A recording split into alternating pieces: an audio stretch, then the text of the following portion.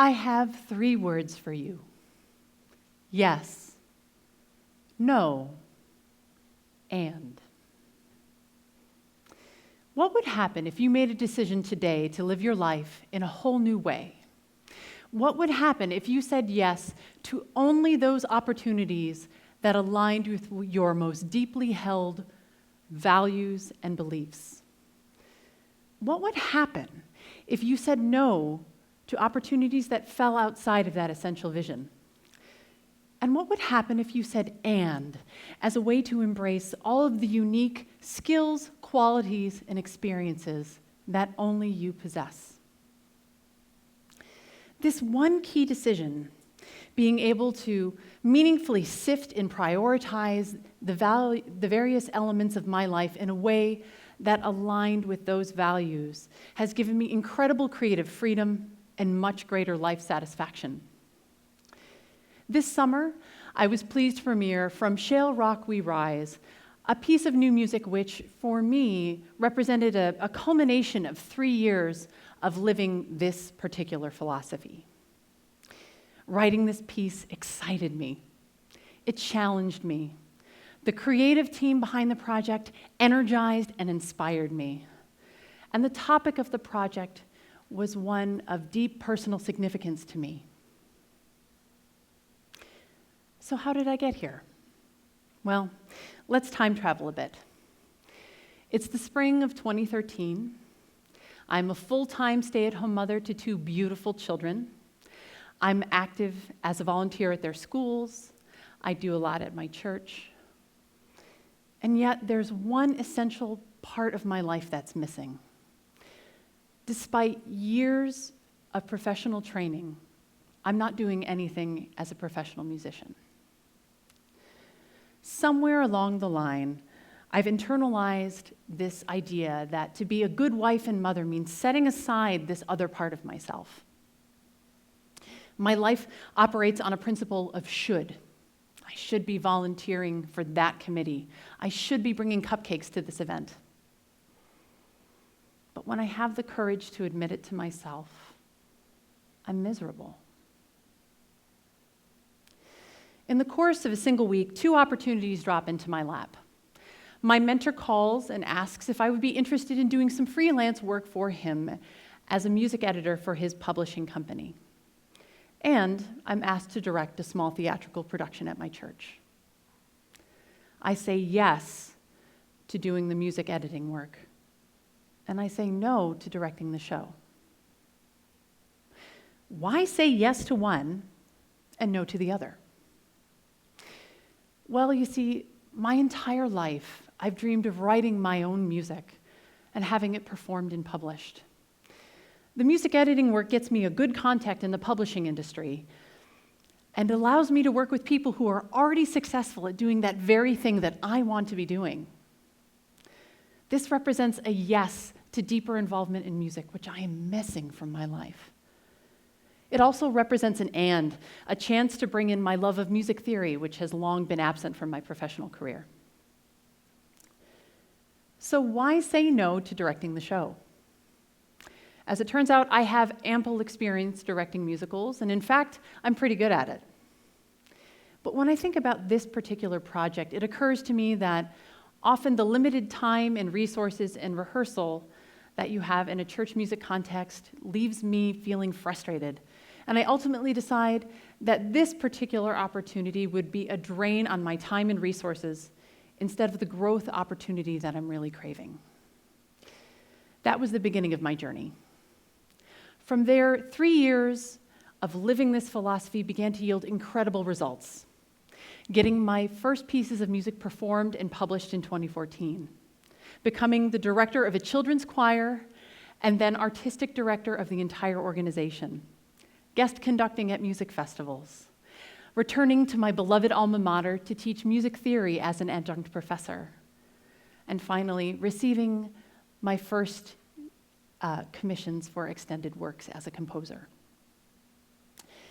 However, part of this meant making room for other things in my life. I had to let go of some things. It meant saying no to organizing the school carnival for a 3rd year. It meant saying no to continuing to work on the board of an arts organization that I dearly loved when it became clear that I couldn't juggle everything. And it also meant letting go of feeling guilty for saying no.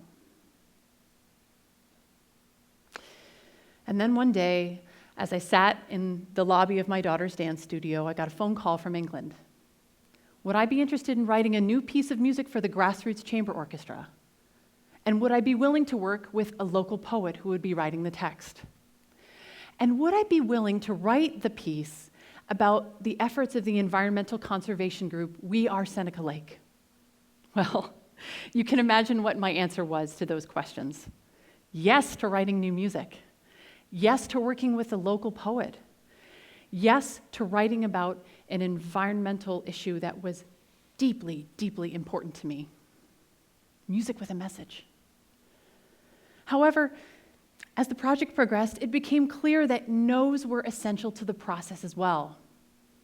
I had to say no to a few early drafts of the poem that didn't quite light my imagination on fire. I had to say no to using the most of the brass instruments, which would have overpowered the singer. No to writing for more than one wind instrument on a part for the same reason. No to use of musical and poetic forms that weren't tightly constructed. And even no to some passages of music that I had already written when it was clear that they just didn't fit with the larger vision of the piece.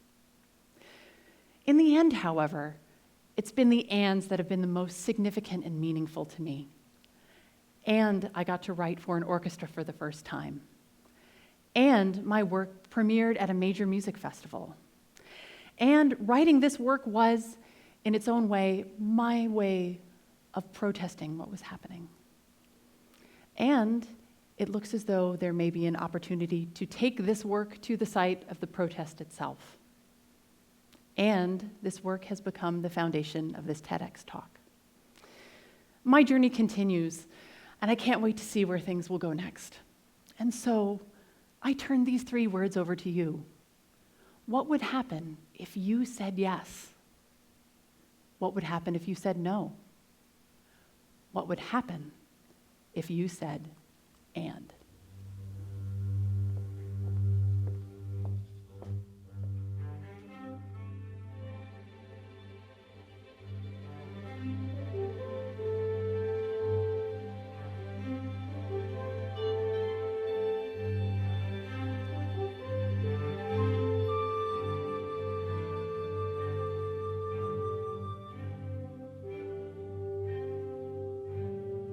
End of the creation.